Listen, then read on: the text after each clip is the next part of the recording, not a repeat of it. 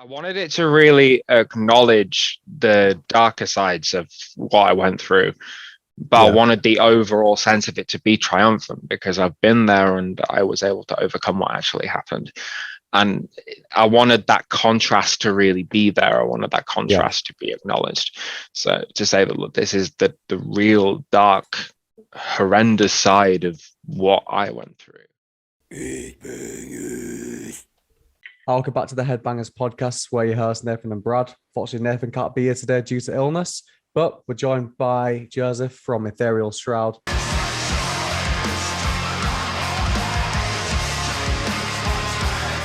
How are you doing, man? Start off with.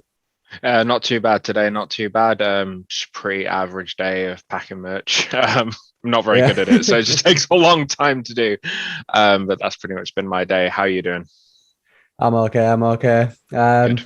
Yeah, imagine like packing merch. Is it quite like a stressful thing to do then? Like, just like shipping out, getting the In postage and all that stuff. Incredibly so. I think the problem was like I just got so much in a short space of time, and I wasn't anticipating that. I was expecting like, oh, I'll get 10 orders a week, something stupid like that.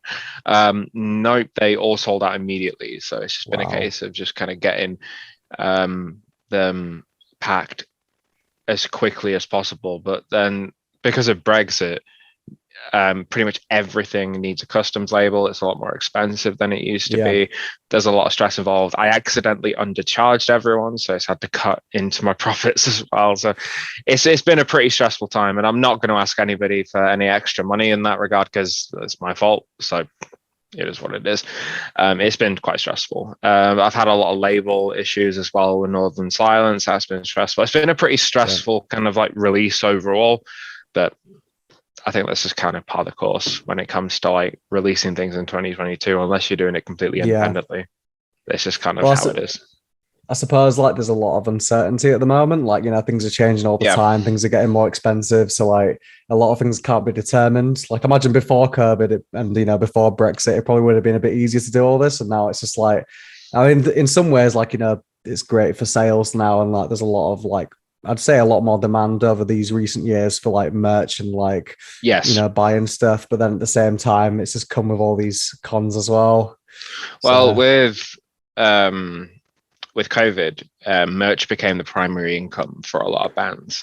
oh, So because of that, the demand for merch went up, or at least from the labels and bands' perspective. So yeah.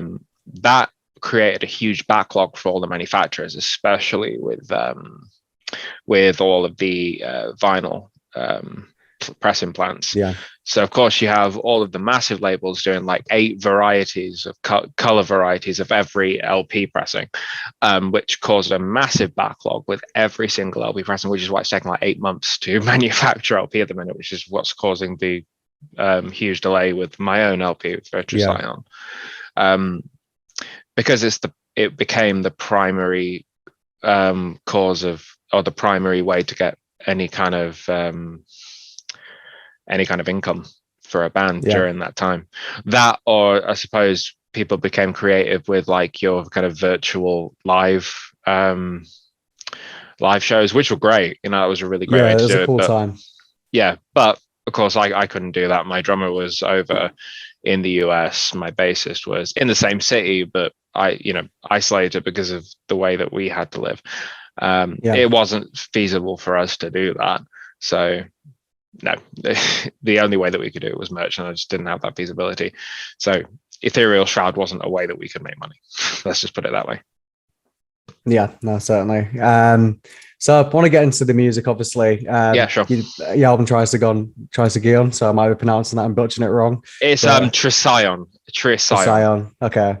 So yeah, Trisagion, fucking sick album. Like, thank you. Honestly, start to finish, like I've been listening to it all today. It's just like proper sends you into a trance. Like, it's just all like building the atmosphere. Even in the first one, like Cosmo Fires, like starts off so somber, and it's like almost like little elements are just added on, as it goes along, which is really nice. What inspired you to write it lyrically and musically? Like, what was going on in your space? Well, a lot. So a lot. I think the primary thing was I was going through PTSD at the time, and lyrically, it was what was right in front of me. So whatever was kind of really challenging to me, what was really inspirational to me, both positively and negatively, made it into the lyrics of that song at the time. And structurally, I wanted it to feel like PTSD did to me. So a lot of sudden shifts, a lot of kind of really stark changes in dynamics. So the way that it kind of just throws you into this huge wall of noise, I wanted that to feel a bit like the way PTSD, or at least to me, would suddenly make me feel anxious and panicked out of completely nowhere, you know, in the same way like a flashback did. That's kind of like was the inspiration as to the way I structured the song, and the way that kind of constantly shifts in mood in a way that almost doesn't make sense, but does, because in the context of the song, in the microcosm of the 28 minutes that it exists within, all of these different shifts in emotions and songs, emotions and the atmosphere of the song, all of the melodies, it all makes sense within its own little microcosm in the same way. It's difficult to explain, but it makes a lot of sense though. Now that you've mentioned it, like, because the thing I love most is, you know, me listening to the album, trying to make my own interpretation, and then I'll speak to the musicians and they're like, oh, it's actually about this. I'm like, oh yeah, it does fucking make sense now. I didn't want it to be to avert the inspiration of what made me kind of write it, simply on the basis that I knew that everybody would have their own interpretation of what it meant. There were lyrics in that song about Black Lives Matter, because that was while I was going through it, that was a huge kind of event, and that was something I was passionate about at the time. There was lyrics about trans rights. That was something I was very passionate about at the time, so it made it in. I wanted to like capture this little kind of microcosm of time. And that's exactly what happened in that song. So all of these things that happened during this time were in that song, and that's it. Just captured a moment. It's like a little time capsule of me kind of healing through PTSD. There's a particular lyric at the end, I think the phrase forged and contorted, that describes the way that it's changed me.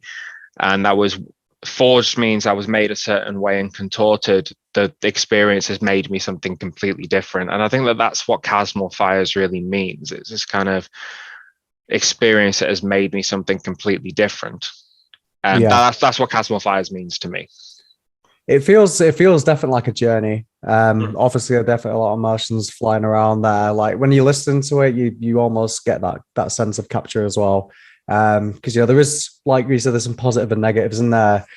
Some moments feel more somber and melancholic, while other moments like feel quite, you know, uplifting and triumphant. I think that's always a good song, because, you know, sometimes you'll get a song structure or a song that will be exactly the way it is all the way through. Like we're either going full negative or full positive. But I think like, the overcoming sense of it is something that makes it much more in depth.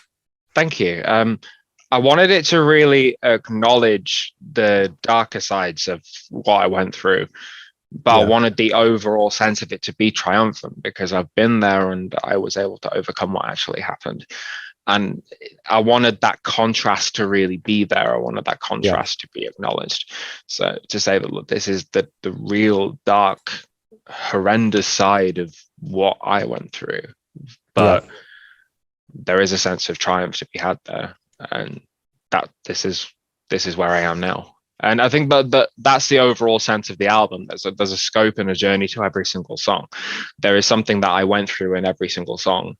That specific one is about PTSD, but every single song has that kind of journey, that contrast, that sense of triumph. And that is Trisagion, I guess. It's kind of three different instances of something that I have been through. It's really interesting. It reminds me, obviously not the same album. You know, you and this band are completely different. Like, you know, Mole. They're like an amazing, like you know, black metal band. But one thing that I said to them was, it feels like Beauty in the Darkness. Yeah, like, Diorama's great. Yeah, I really enjoy that. That's how I felt about your record as well. Like I felt. Thanks. That's a great comparison. I really appreciate that comparison, because Diorama, again, it does have that kind of contrast, and that's really what I went for when I was writing this record. It was this subconscious thing though, because again, I just wanted to capture something that was very profound and just personal, and I'm sure that they had the same idea. So that's a great comparison. I really appreciate that. Because you do get different bands. Obviously, with some black metal bands, it's like straightforward. They were going like full aggression, or we're going to, you know, maybe more melancholic than others. Sure. But, you know, there's a lot of atmosphere, and it's just like it feels like content, or like you're overcoming a certain tragedy. But you know, you've managed to get to that point. But there's obviously the song within the 27 minutes for Cosmo Fires. You go on the journey through the ups and downs.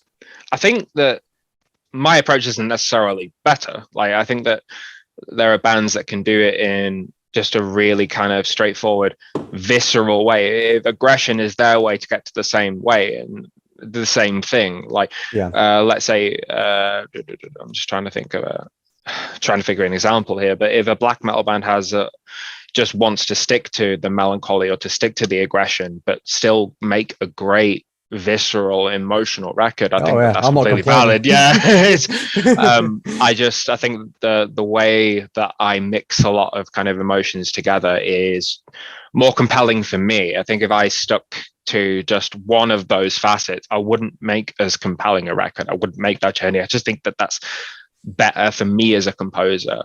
It's just how I compose. It's just more natural for me to make that kind of journey.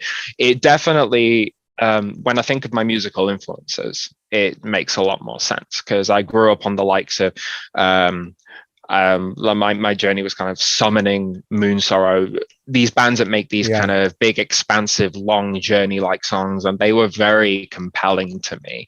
I remember discovering them when I was 13, 14, and they were life-changing for me. And then I kind of moved on. Yeah, I moved on to things like post-rock and not necessarily the crescendo core bands. I do like those. I like those bands, but like I moved on to these kind of bands like Godspeed You, Black Emperor, who again do these massive journey like songs that have these massive moods that shift, and that's just more compelling to me as a songwriter, and I wanted to capture that. No, I have a similar experience, to be honest. When I was like, you know, first getting into metal, I was listening to, you know, all the stuff that you'd expect. And then I think about 3 years into it, I discovered Opeth, and that completely changed my life of like how I imagine songwriting could be. And I never thought I'd ever be listening to 12-minute songs or 25-minute songs, but I was just like, no, this is amazing. Like, it's like 7 different songs in one. Absolutely. It's not like I think it's situational. Like I don't think everybody would, you know, think that, I'm going to listen to Trisagion every day of the week. Sometimes you want to listen to something more straightforward. You're wearing a Dark Throne shirt, and like Dark Throne is definitely it's more straightforward, but oh man, it's great. Like you put on Panzerfaust, it's like there you go. You know, you're sorted. But Blazing the Northern Sky, that's a fucking fantastic record. You know, you can't go wrong there. Classic. But at the same time, again, all of these things are situational. You wouldn't want to listen to like Ghost Reveries every day of the week, because it's these mood shifts, and it can be challenging. I made not necessarily intentionally, but I kind of beat myself into a corner by making a very challenging record. That's okay, because it's just my expression, I guess. Well, I was going to ask you that actually, because I'm not a musician. I don't think I'll ever will be. It's not really something I'm very good at, but it always like strikes me as daunting to seeing like these 27-minute songs and these 30-minute songs, and like I always want to know like what is the process of creating that, like musically. Like do you like structure it and do it chronologically as you go along, or do you just like have all these parts and sections and then eventually like, right, okay, does it fit here? Well, I wonder if it's like when I do like video editing, and then obviously people have different ways of like structuring that. They'll do it chronologically, or they'll piece everything together, you know, by just picking the right parts. It's just, I'm interested to know how you do it. Yeah, sure. It can vary. Usually I write backwards. So with Trisagion, I wrote backwards, and the very end of the record is what I started with about 15 years ago. Like I wrote that section about 15 years ago. Oh, wow. Yeah, it's kind of weird to think about. And like when I first heard it aloud, that was an incredibly cathartic experience. But it's more like this kind of jigsaw that I have to put together. I write all of these sections in my head over time and over this massive amount of time, and then it just kind of gets put together.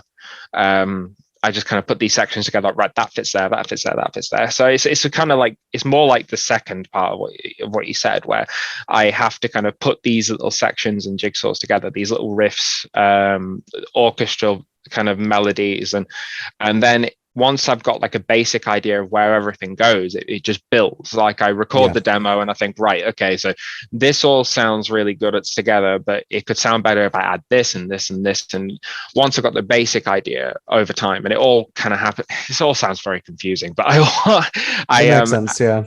Yeah, I then add loads of melodies on top of that once I've got the basic structure built on top of that, and then the record happens.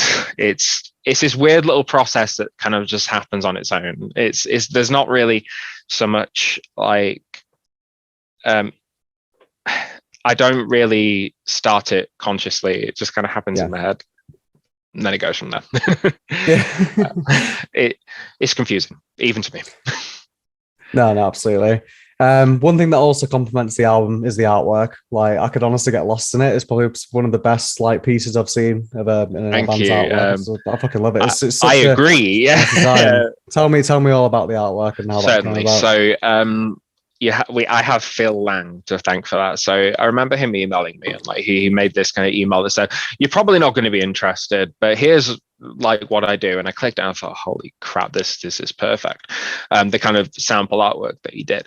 So immediately I start talking to him. It's his very first time that he's ever worked with an artist, and I'm like, that stuns me because his stuff is great. The piece that I chose is called "A Place We Cannot Go," and he painted it during COVID because he wanted to depict looking out to a decrepit world that's been ruined by something. And that really captured my imagination, especially when I consider a lot of the themes in Trisagion, a lot of the kind of things like fascism and, you know, things that are very detrimental to the world from my own imagination. So I thought this piece is perfect, and I just used it. In terms of layout as well, the label weren't keen on it. I actually I had to argue to like, nope, we're keeping it like that, and I ended up being a benefit. I'm glad you did, because it's amazing. Thank you. They wanted me to kind of like put the logo on the art itself. I'm like, no, it's not going to work. The way that it's laid out is like an homage to bands like My Dying Bride and Celtic Frost. The way that they kind of laid it out so it works on both a cassette and a CD, like back in the early 90s and late 80s. I thought it was something really kind of weirdly compelling about the way that it's laid out. So it was kind of an homage to that. People did pick up on it, and that's great. But the piece of artwork was very compelling. And then there was a piece of artwork done for every single song, and it was impressionistically done by Phil as he was listening to the songs. I didn't give him any direction. I just said, right, listen to the songs and just see what you paint, and they're perfect. Like, he is an incredible artist, and I'm really excited to see what he does with other bands, because he does incredible art. I can't really say other way. And he really interacts with the kind of work as well. So like when I sent him the songs, he got so invested in them. And pieces of art for every song. Have you seen the pieces of art for every single song? I've only seen the actual album artwork. Okay, sure. So I don't think I've seen that, but I want to see it though, if he's done more. I will send you that post interview so you can see them. So there's a piece of artwork for both Brawl, Chasmal Fires, Discarnate, and Astral Mariner, and they're amazing. So I'll send you those, no problem. Please. But Phil did an amazing job. I implore anyone who's looking for artwork for their project, go to Phil. He's amazing. Yeah. No, it's like you really do get lost in the artwork, and it's got this. It does have this sort of ethereal, look to it, but it looks kind of daunting, but sort of peaceful. Like, it's weird. I don't know. I like looking at artwork sometimes and just seeing what kind of emotions it brings out of you, even if it's like not meant to be accurate. Like, it still invokes a reaction out of you. I think I felt with that. People underestimate artwork when it comes to an album, because I think it's a very important piece and representation. I completely agree. It's an important representation of what is contained, and it's an important emotional piece, like texturally as well. Like, it gives a very important focal piece as to what to expect So it gives a flavor to what you're actually listening to if you're actually staring at it. Like I don't know if I'm explaining this very well, but I think the audio has kind of like a color, and if you are kind of listening to something while looking at the artwork, it gives it so much more context. I think that, you know, having a good piece of artwork to go with your record is paramount to make sure that what you are emotionally putting across in your album is properly expressed. So it was very important to get that right. Yeah, because I feel like I see music visually, like in my head. I do obviously too. yeah, because I'm not like a musician, so like the first thing that goes to me is like I've got to use my imagination. I've got to see what kind of, you know, immersion and what kind of world it's pulling me into. So absolutely, but like when it's got a good artwork to complement that, like I can sort of like paint a bigger picture in my head, which is nice. I completely agree. We tried to leave it kind of vague as well. So like the piece of artwork itself is not very well defined, and I think the more that you stare at it, the more details pop out at you, and you can kind of interpret what those details are. Like some people kind of said that it looks like something from Warhammer, which I think is really cool, actually. I see that. Yeah.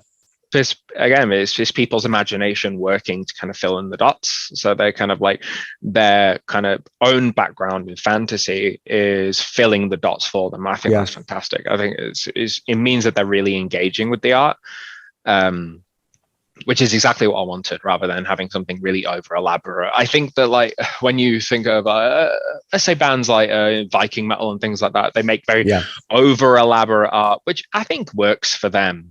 They want something very over elaborate, but it didn't work for what we were going for. I mean, my band name is Ethereal Shroud for a reason. I wanted something that was defined to the point where you could tell what I wanted to express, but with enough, I'm going to say, visual reverb to make it so that you had to kind of fill in the dots yourself. And I think the music also does that. So it was tough to get the balance perfect, but I think we nailed it. You did. You really did. Thank you. I appreciate it. So I want to ask as well, maybe something that you've done like more personally. I know that you did a beer collaboration, didn't you? With is it Baltic Porter? Yes. Yeah. I'm very interested to know about this because this is something that I said, me and Nathan, we want to do this year. We want to like, you know, try and do like a beer collaboration. We have no idea how to do it. So absolutely. Tell me what you did. What's the story? There is a bit of a story. So like I was in a bar. The owner of a brewery just came in. He's called Dave. He's great. I just got talking to him because he came in a bear mosh.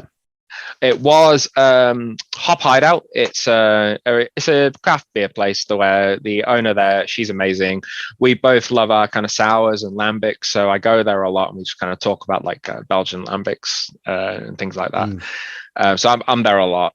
So Dave comes in, he's in a bear mosh shirt. I didn't realize he's so into metal. So we get talking and I tell him about Ethereal Shroud. We listen to it together and I'm like, and me about 10 beers in, feeling emboldened. I'm like, what about a collab beer, an Ethereal Shroud beer? And he's up for it. And so we make plans that's literally what happened. I was 10 beers in. I was feeling quite emboldened. I'm thinking, I really want to do this. I'm going to ask Dave and he's probably going to say no, but at least then I know I asked and we actually end up doing it. So that's awesome. So a few months later, I end up at the brewery, ended up doing it, you know, with him, doing a lot of the physical work. I never realized how physical it is. I'm not a physical guy. Is it hard?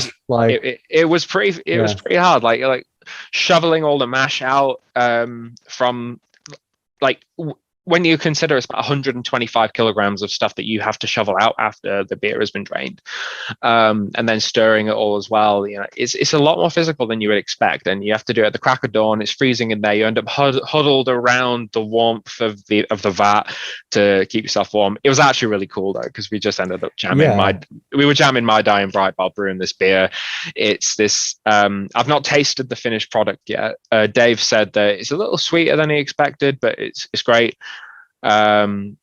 It's debuting on draft in a bar this Saturday, so I'm going there and I'm really excited. I think it's the Rutfield Arms. Oh yeah, well, to be fair, I'm in Leeds, so it's not too far away. Maybe I'll Dude, if you want to come down on Saturday, I'll meet you. I'll have a pint. Yeah, I'll buy you a pint. I'll buy you a pint if you want to come down. I'll see what I can do. Yeah, dude, that'd be fantastic. I'll totally meet you. Just let me know. Yeah, we'll do. So that's how that happened. Just being 10 beers in and being emboldened. It's interesting how these things happen. I mean, like whenever you say like, you know, these massive stories, even in like Hollywood and like how people like made their careers or they did something amazing. Like it's just sometimes, just had a few pints and then this happened. So yeah. I think those are the best stories though. Like when you weren't expecting anything to happen, then just this dude, massive trench coat, behemoth shirt. Like, right, this dude is cool. I'm just gonna talk to him. Then I end up doing an Ethereal Shroud beer, which is something that almost sounds too absurd for this like little black metal band from Sheffield. That just kind of keeps to themselves, like at least myself anyway. I'm not that social. I'm certainly not that organized. I just make tunes. That's basically true black metal fashion. Exactly. I'm not that true black metal though, because I think that most kind of black metal bands would frown upon me just because I'm so vocal about like anti-fascism and stuff. Like people seem not to like that for some reason, because apparently it's not that cool to be against hating people. Who knew? Who knew? That's just me. But you know, some cool things happen when you just a few beers in. Yeah, definitely. I think it's just, if you don't ask, you don't get. Like, you know, sometimes you got to throw yourself out there, and then you know you never know what might come of it. So precisely, that's never been my ethos. So I mean, I've always waited for people to come to me. Like even when I released my first album just on Bandcamp independently, it was thanks to Russian torrent sites uploading it, even though it was free on Bandcamp. I don't know why they bothered, but anyway, that's what happened. They uploaded it on Russian torrent sites, and then other labels found it. So suddenly labels were emailing me. I ended up going with Northern Silence. And then it went from there. 6 years later, I finally do a follow-up. And now I've had offers from bigger labels. I'm sadly going to decline it because at this point, I just want to kind of relax a bit. I think Trisagion was kind of a lesson in like what I want out of this. And I want to fade away a bit. Yeah, I was going to lead into that at some point actually, because I know that you said that you know that's it. After this is the final installment. Yes. What led up to it? Is it just like you felt like creatively there's no more that you wanted to give to Ethereal Shroud, or is it just like you know you felt like this is your magnum opus? You know, I'm peaking here.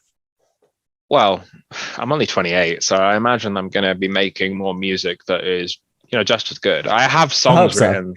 I was like, I saw like that you quitting after that, and I was like, for fuck's sake, because I got into you guys, like quite recently, you know what I mean? So I was like, a lot of people feel the same. Like I've seen like comments on YouTube, like, I just found them yesterday. For fuck's sake, I'm like, sorry. What I've ended up like feeling is that Trisagion had so much trauma and negativity in it that I don't want any future work to be associated with it. I'm so proud of it. Like, I never thought I would make a record that good. I know that sounds like so obnoxious to say. It's a masterpiece. It really is. Thank you. Like, it's crazy to think. Like even I listen to it on a nearly daily basis because I think that I made that. I actually made it because I have this almost imposter syndrome kind of thing when it comes to Trisagion, simply on the basis that I took so many risks. Like I never thought I'd let somebody else touch my mixes. I never thought that I'd let anybody else play on my stuff, but I took so many risks for Trisagion. Made this album and it's out, but there's so much trauma associated with it that I just kind of wanted, it just feels fitting as a final note. Yeah. And wherever I go from here, maybe I'll change my mind. Maybe in like 5 or 6 years, I'll write something. I've written new songs that I think are just as good. That are just as good. Arguably better. I think they're more dynamic. They've got more scope. They've got more, not necessarily emotion. You can't really get, you can't gauge that. There's no meter, but like, I've written songs that I think are just, at least I'm just as proud of them, but I don't think they're within the same, they're not a follow-up to Trisagion. Do you know what I mean? They just feel different. So I think that the most logical thing to do is just go with a different name and just. Oh, okay. So it's not necessarily breaking up the project more than just kind of, I think I'm going to go with a different name and then carry on the trajectory, as it were. But I think that fans of Trisagion might be a bit shocked as to where I'm going next. It does feel different. There was so much poured into Trisagion that it was almost like 3 albums worth of stuff just condensed into this package. So now it's going to feel like a bit of a shock to the system where I'm going. That sounds like a lot, but I don't think that you should, it's good that you don't want to make a Trisagion again. Like, you're ready to sort of like have these new tracks, and even if they do sound like a polar opposite, I think like as a fan, it's better for that, because it shows that you're always moving on, always like trying new creative avenues. I think something like, Trisagion is good to be left as it is, as a piece, and not like, a follow-up and a follow-up. So I'm excited. I hope that we do see these tracks that you're talking about. You will. Like, I'm not just going to leave them in my head. I feel like Trisagion isn't even mine anymore, that it kind of belongs to everybody else that's listening to it. I don't, that might sound a bit strange to say, but I feel like when I've made something as an artist and I've released it, it doesn't necessarily belong to me anymore. Yeah. And that's kind of liberating in a way. I can't explain it in any other way. It's just really liberating to let everybody else interpret it in their own way, receive it in their own way, just in the same way that I wrote it in my own way. It's quite interesting.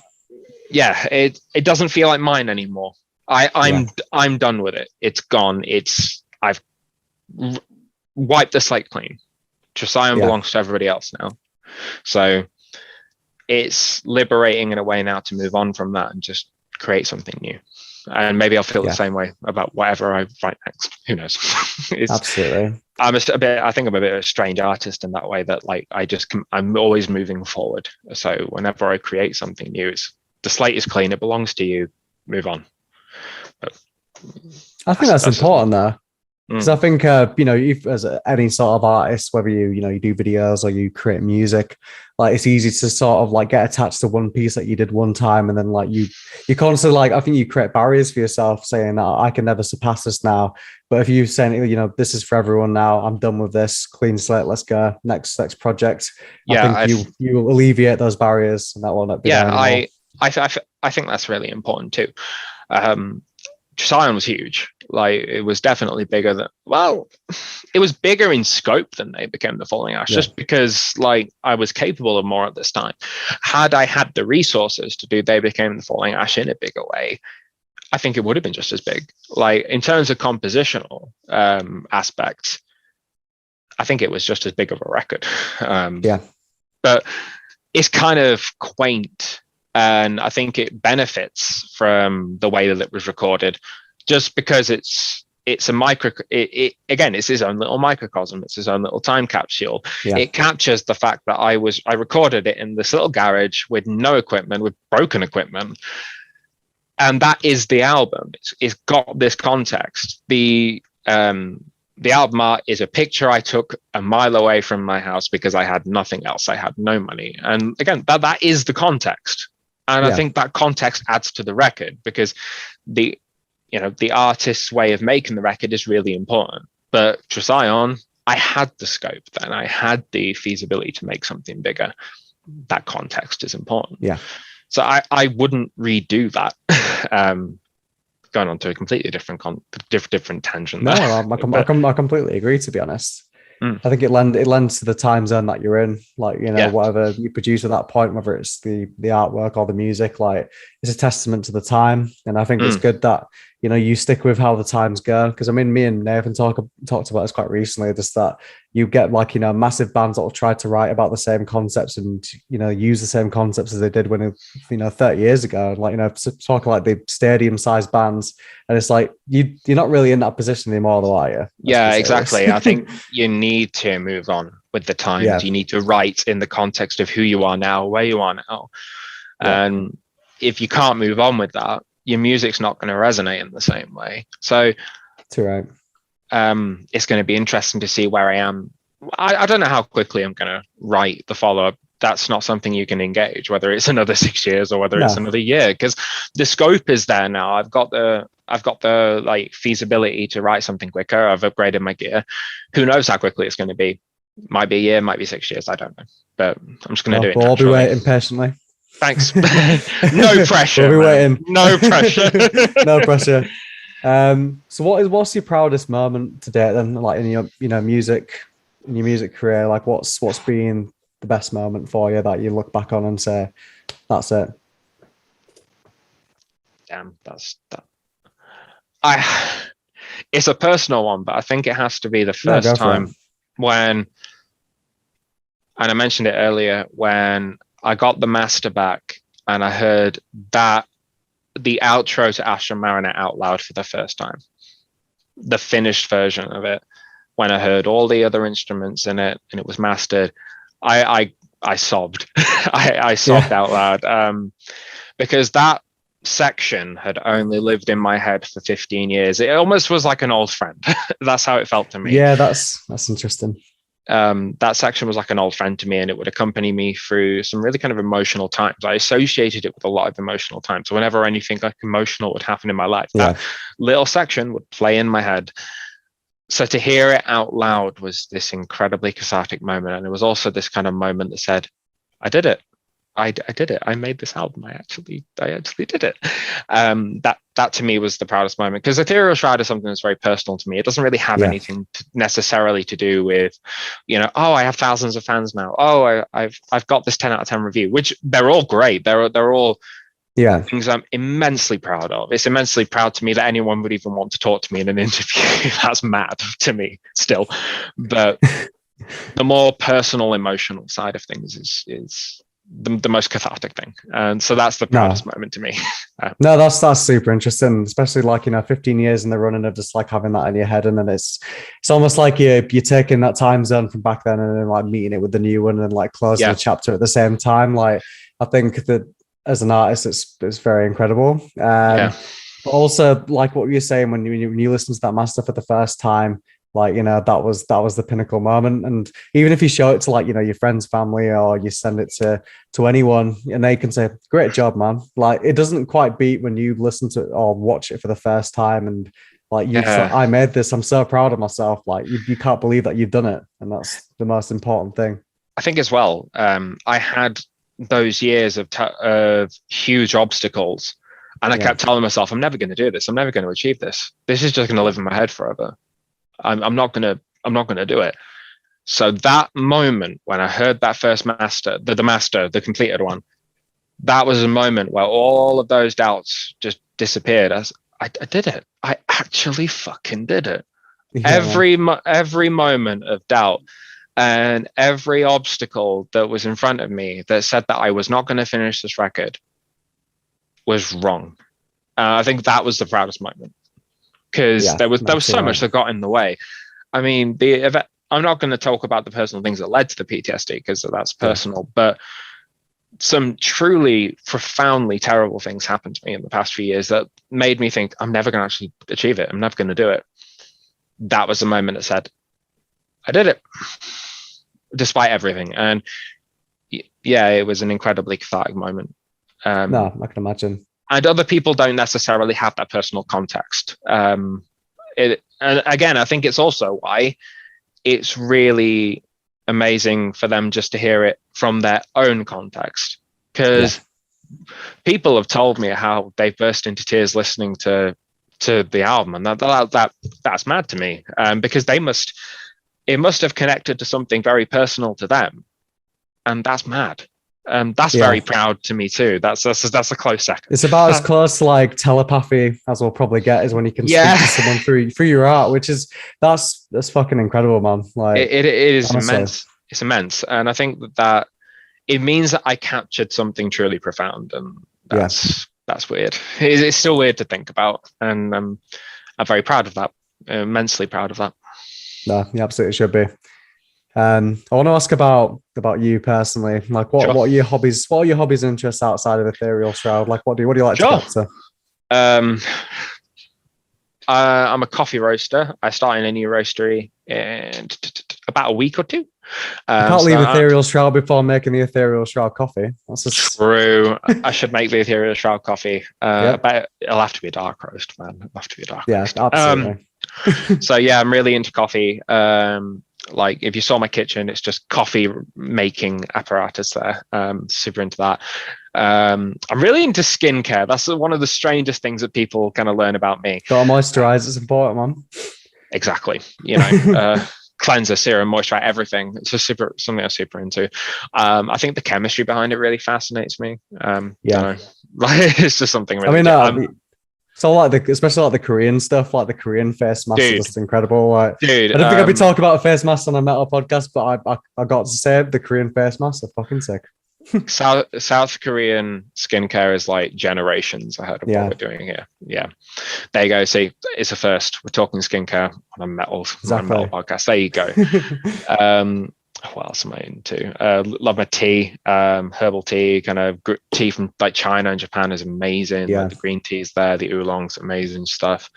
I'm in the furry community. That's one of the weirder things that people learn about me.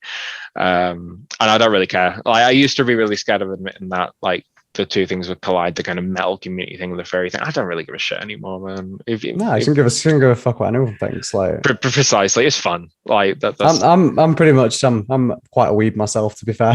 There you go. Like I watch anime, you know what I mean? Yeah, my other half's a bit of a weeb. I've got lots of weeb friends. Like the two things kind of go together. Like when there's a lot of weebs in the furry community, so like I get a lot of secondhand kind of knowledge from that. I've been watching Outlaw Star recently, so you know. Getting into the weeb thing. So Outlaw Star is amazing. It's just such a good anime. Other than that, I'm pretty chill. Like it's I'm a pretty chill dude. Coffee's my thing. Love coffee. Coffee's the good stuff. Yeah. No, I absolutely love it. I mean, I used to have a coffee machine, but since I moved with my partner, I haven't brought it. I just can't be asked to bring it. But like, I used to love this, like, you know, using beans. Like, whenever I have like granulated coffee now, I'm just like, this sucks. Yeah, once you've had real coffee, you can't go back. Yeah. Like instant coffee is just like no. It sucks because whenever I'm going over to a friend's house and I ask if they've got coffee and I see it's like Nescafe or like shit like that, I'm like, oh no. That's what I've got to have at work, and it sucks. Like, it's the worst thing, man. So at least work. It's a coffee roastery. I know I'm getting proper coffee, so I'm good. I'm good for that. So you know, happy days. But those are my hobbies. I'm really into medical history. That's another weird one. Like over the years, not because of COVID. COVID is interesting, but I've always been researching things like past pandemics, the way that medicine and pandemics have changed the face of culture, like things like the Black Death, things like the cholera outbreaks, that they've kind of changed the face of culture. I've always found that really interesting. Yeah, I nearly died from a really rare disease as a kid. I was the first. This is what apparently my mother told me. It could be a lie, so don't hold me to it. I was the first British child to get a really rare disease, and seriously, and I nearly died. Since then, I've been really fascinated by disease. It's just something I've been really fascinated by. What was the disease? It was Kawasaki's disease, which is not that unusual now, but I was the first British child to get it, apparently. Could be a lie. Could be a lie. But it's like a very specific lie, though. Like, you know what I mean? Like very specific. Yeah, I don't think you just make that out of nowhere.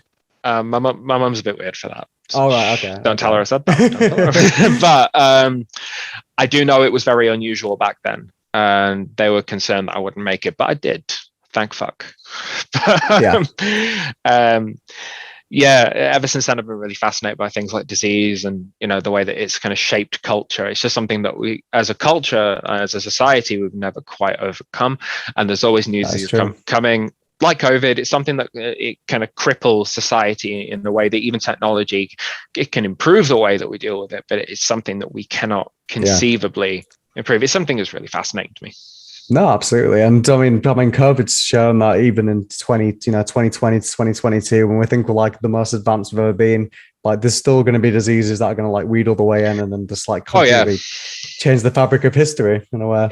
It causes like a weird psychological effect in people, like the fear of vaccines and things like that. Because like vaccines are an just incredible invention. But people have such a massive fear of them.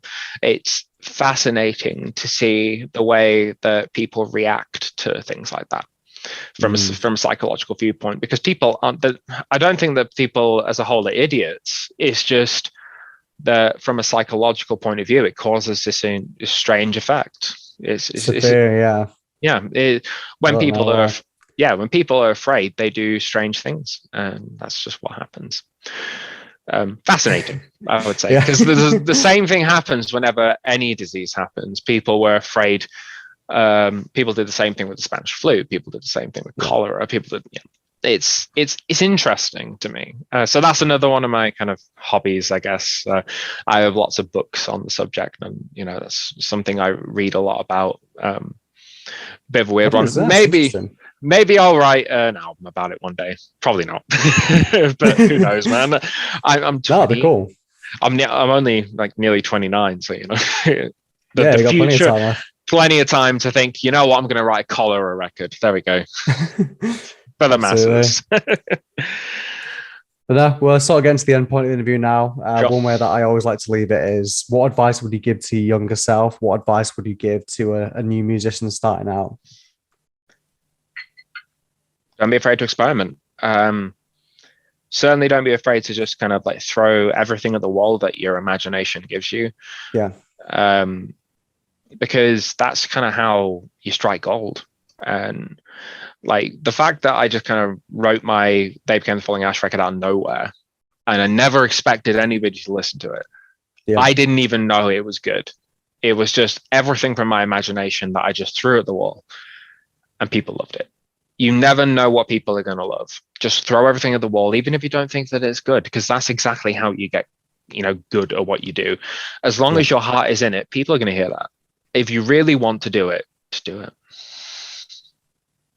And I wonder if that sounded as profound as I think it did. That's what I've got. I mean, you hit the nail on the head there, to be honest. Like, you can sit and wait, and, time's not going to wait for you. So you do it now and you do it good. And that's exactly what you did. And I honestly, think that the most important thing is just making sure that your heart is in what you're doing. And if there's something that you want to express, just do it.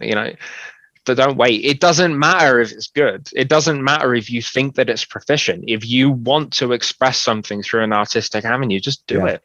Because everything that you make is additional to your kind of ability. You will get better every time you make something, so don't be afraid of it not being good. I'm terrible in terms of like performance. I can't perform for shit. I'm constantly make mistakes in terms of performing. You wouldn't believe it from what I actually wrote, but I'm terrible in terms of performance. It's kind of one of the reasons I don't play live. But in terms of what you can create, everything you do creates an additional effect on what you make next time. So just don't be afraid.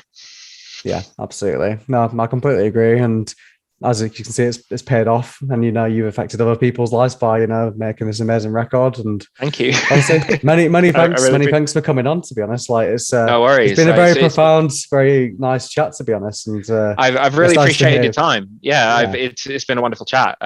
This is the first kind of video kind of interview that I've done, so it's been. Oh really? Yeah, it's been great. Didn't know what to expect, so it's been really good. Thank you for your time. Glad to be the first. Hope it won't be the last. We'll see.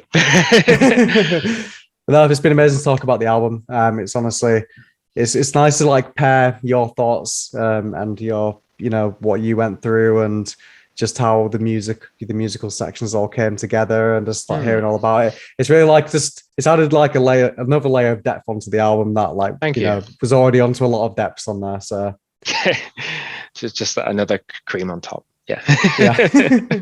Exactly. And we'll have to meet up at some point, and I would enjoy that. Yeah, absolutely. Let me know if you ever want to come over. I'll save you some cans. Yeah, absolutely. Well, Sheffield's like my second home, to be honest, because I studied there for 3 years at Hallam. So you did. Yeah, you said on your Facebook. So the actual pub is basically next to Hallam, I think. So Yeah, I think pretty sure it's like the side, isn't it? It is basically just down the road from it. So if ever you want to come down, let me know, man. Will do. And you take care of yourself. Vinyl as well. I will save you a copy. Don't worry about it. Yes. Thank you very much. No worries. Take care. I wish you the best. You man. too. All the best.